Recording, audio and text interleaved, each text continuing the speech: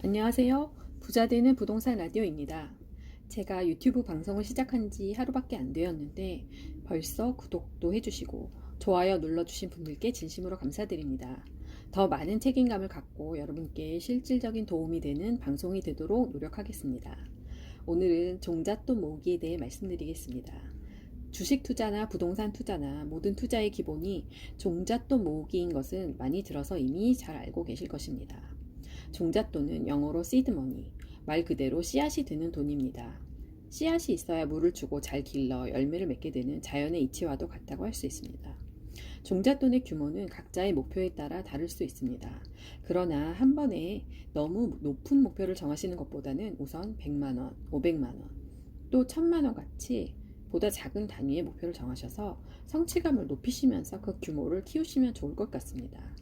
그렇다면 한정되어 있는 수입 안에서 어떻게 종잣돈을 모을 수 있을까 하는 고민에 대해 같이 생각해 보도록 하겠습니다.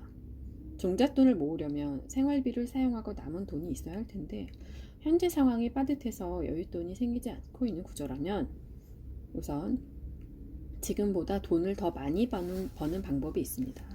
이것은 말처럼 쉬운 일은 아닙니다. 직장인이라면 승진을 해야 하고 개인 사업을 하시는 분이라면 매출이 더 늘어야 하고 그렇지 않다면 부업을 통해서 수입을 늘려야 합니다. 그러나 요즘 같은 코로나 시대에 이것은 결코 쉬운 방법은 아닌 것 같습니다. 그렇다면 다른 대안은 무엇이 있을까요? 모두 다 쉽게 생각하실 수 있지만 실천하기가 쉽지 않은 지금보다 돈을 덜 쓰는 방법입니다. 솔직히 돈을 많이 번다고 더 많이 돈을 모으는 것은 아닙니다. 그만큼 씀씀이가 커져서 돈이 벌리면 벌리는 만큼 항상 부족한 게 돈입니다. 비록 버는 수입이 많지는 않더라도 알뜰하게 절약해서 모은다면 어느 부자보다도 더 많은 돈을 모으게 될 수 있습니다. 그런데 아무리 생각해도 줄일 수 있는 비용이 없다고 생각하실 수도 있겠습니다. 물론 연령대에 따라 돈을 사용하는 곳이 다르고 생활 방식도 다르고 여러 가지 여건이 다르기 때문에 한 가지로 설명드릴 수는 없지만 분명히 돈이 새는 부분이 있으실 것입니다. 그런 부분들을 조금씩만 줄여가신다면 어느새 종잣돈이 차곡차곡 쌓이는 것을 경험하게 되실 것입니다.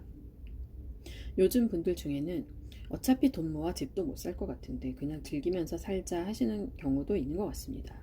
그런데 그렇지가 않습니다. 제가 첫 번 방송에서도 말씀드렸듯이 경제와 부동산에 관한 지식을 쌓고 종잣돈을 준비하고 계시면 분명히 나에게도 기회는 옵니다. 그렇다면 돈이 새나가는 부분이 어떤 곳이 있을지 몇 가지만 점검해 보도록 하겠습니다. 첫째, 과도한 사교육비를 줄여보자. 이 부분은 국가 경제적으로도 제가 굉장히 안타깝게 느끼는 부분이기도 합니다. 더 건설적이고 좋은 곳에 쓰일 수 있는 돈이 사교육비로 과도하게 지출되는 현실 때문입니다. 물론 사랑하는 자식에게 최대한 해줄 수 있는 부분 중 하나가 사교육비 지출일 것입니다. 그러나 경우에 따라서는 그러한 과도한 지출이 과연 아이들에게 도움이 될 수 있는가 하는 점을 꼼꼼히 짚어보셔야 할 것 같습니다.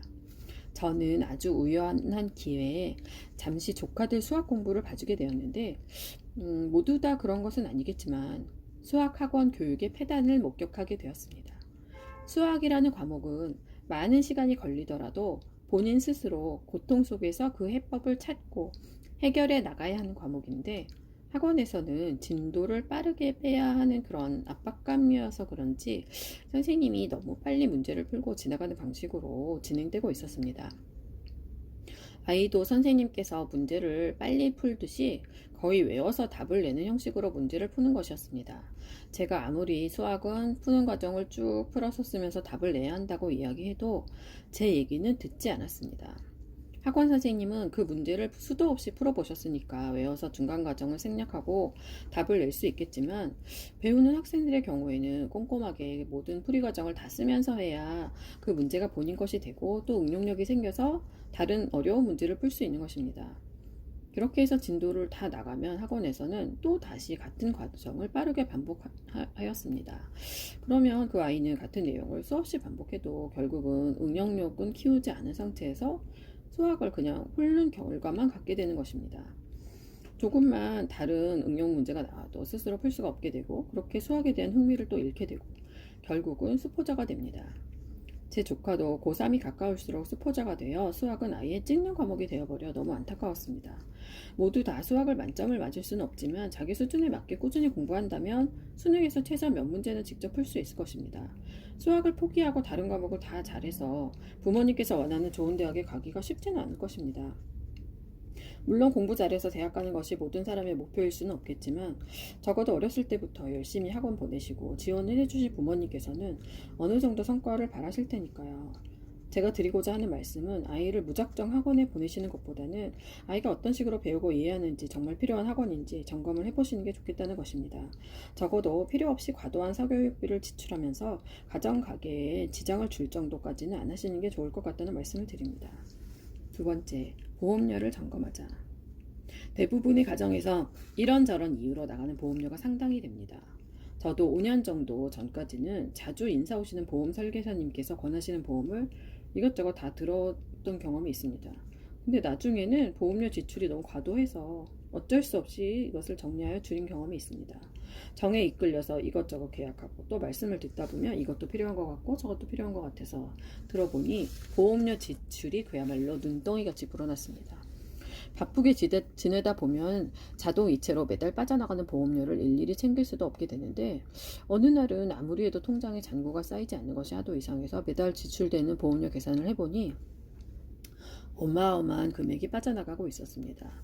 물론 미래를 미리 대비하고 반드시 필요한 보험을 준비하는 것이 유익하고 꼭 필요하다고 생각합니다.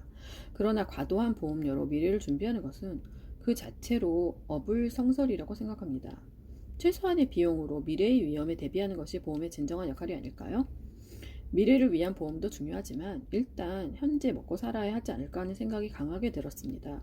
더군다나 돈의 가치가 계속 떨어질 텐데 나이 들어서 현재 가치로 얼마 받는 것이 큰 도움이 될까 하는 생각도 들었습니다. 한때 종신보험이 크게 유행했던 적이 있습니다. 많은 증여세가 부담이 되시는 자산가들이 증여의 개념으로 고액 종신보험을 유행처럼 들었던 것입니다. 또 실제로 지금도 그렇게 하고 계시는 분들이 있으실 것을 압니다. 근데 이런 경우가 아니라면 일반적으로 생명보험의 효용은 가정의 경제를 책임지는 가장의 사고나 사망으로 인해서 부양가족들이 어려움에 처할 경우를 대비해서 들어두는 보험이라고 생각합니다.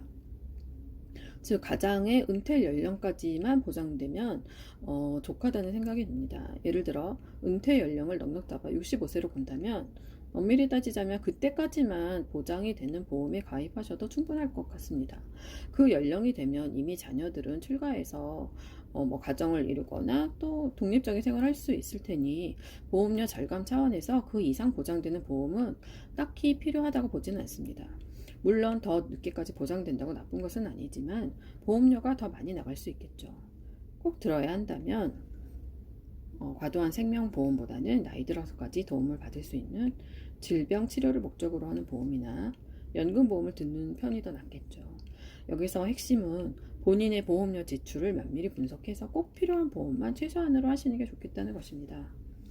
이제까지 종잣돈을 모으는데 참고하실 만한 내용을 몇 가지 짚어봤습니다.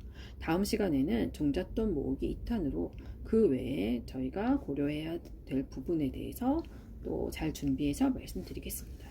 여태까지 잘 들어주셔서 감사합니다.